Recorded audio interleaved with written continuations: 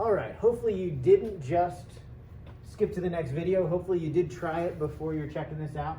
We're looking for silver, and we're gonna go through this both ways to kind of show you how to do it. So first up, silver is 47, which means we're gonna draw 47 arrows on here, so it's gonna take us some time. You always start in the beginning, right? So the first energy level has 2 electrons. Second energy level has 2. It actually has 8, right? Because all these are the second energy level. Then we go to the third energy level. This all gets filled up. All right. And then you take a look here. This is slightly lower than this one. So we actually go to 4s, and then we go to 3d. Fill these all up. Now you might be wondering, all right, how many did we already count? Well, we're going to here, right? We're going to silver. And if you have your periodic table that's labeled with these numbers, you would see that we're going to stop at 4D9.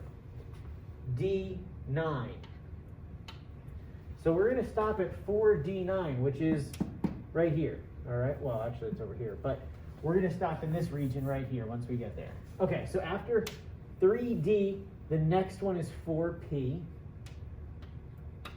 You're like, man, this is tough to remember, right? When I show it to you on the periodic table, it's much easier to kind of see how you know where to go. But so far, we're just kind of going up and across, you know, to whatever one is next, all right? And then we get over to this one. We have 5, S2, and we said we were stopping at 4D9. So 1, 2, 3, 4, 5, 6, 7, 8, 9. All right. Now, silver is an exception, but we're not quite at exceptions yet, so don't hold this against me that this is technically not correct. All right. There is a slight change we're going to make in a future video, so stay tuned. Don't put negative comments. Don't put thumbs down. Please don't. All right. We're going to fix this in a future video, okay? So there's my little asterisk. Stick with me. Okay. So let's actually go through this looking at the periodic table and seeing if we could come up with the electron configuration. All right, I'm not even going to write the electron configuration yet. We're going to go through it together. So remember, this is the S's, D's, P's. And on your periodic table, you probably have the numbers like 1 through 7, 2 through 7, 3 through 6, and we don't even need the F's right now, but we'll get to them later. So let's go through this. We start at the beginning, and we're going to go all the way until we get to 47. So here we have the first 1, S2, right? Next one, after element 2, we go to 3, so 3 and 4, 2, S2. All right, after 4, we jump across to 5. We go all the way to 10. This is 2P6. All right. After 10, we do 11. This is 3S2. And this feels familiar, right? It's very similar to what we just did because we already went through these ones for the last problem. This is actually magnesium. This is where we stopped. But for silver, we just keep going. We just continue on. So magnesium is 12, 13, 3P6, right? Because we're going to continue all through here. 3P6. Then we have 4S2, because 19 and 20, we went from 18, 19, 20. 4S2. And then we go to, now this is where the numbers get a little weird, right? Now it's 3D10.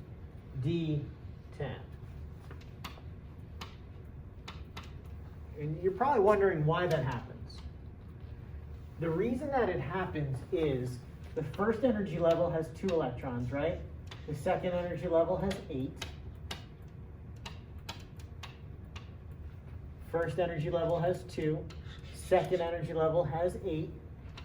Third energy level has 2 and 6, so that's also 8. And then we go to the fourth energy level. And that has 2, right? That's the 4s2 right here. Well, this says we put 10 more electrons in the third energy level. And that's just what we do. It's because now that the third energy level is so big, it actually has little spots where you can stick some more electrons. So if you can stick more electrons in there, it's at a lower energy level. That's where the electrons want to be. Now you can start filling in the third energy level. So this was 1, 2, 3. The third energy level can have 10. So this is not how they look, but I'm just going to draw 5 over here and 5 over here, just to keep it simple. 4, 5, and there. So that's why the third energy level actually has up to 18 electrons, because you go to the fourth, and then there's extra space in here, so we fill it into the third. And that's why these numbers don't line up. That's why it goes 4, 3, and then back to 4. Because as we continue, we're going to have to put these electrons on the fourth energy level, because there's 2 electrons on the fourth energy level right now. And with these 6 more, now you'll have 8 electrons on the fourth energy level. So what you were taught in middle school, where the outer energy level always has 8, except the first energy level that only has 2, it's still technically true, because this is the outer energy level now, the fourth one. The problem is once the fifth energy level starts getting electrons, you can put a bunch of electrons back in the fourth energy level and start filling from there. So anyway, we just did, we didn't write it down, 4p6. Now we're going to go to 5s2. And then 4d9.